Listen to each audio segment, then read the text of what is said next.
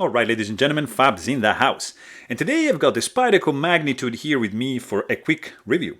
This is not a small knife, guys.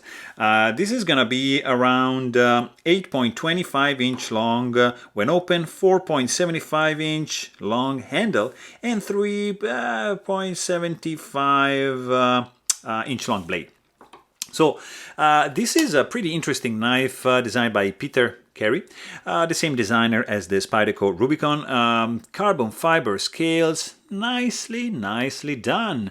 G10 pivot collar, there's some chamfering going on over here. There's a G10 backspacer which is not as sharp as the Rubicon.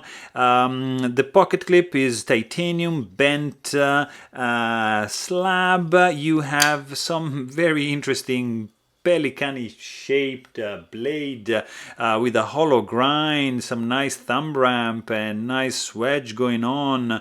I mean, the overall action is very nice. It's a nice flipper tab, not so nice lock release relief right over here as the Rubicon does, but overall it's all right. But hey, if you want to know more, please check out my full-length review and don't forget to subscribe. Thanks for watching. Stay tuned.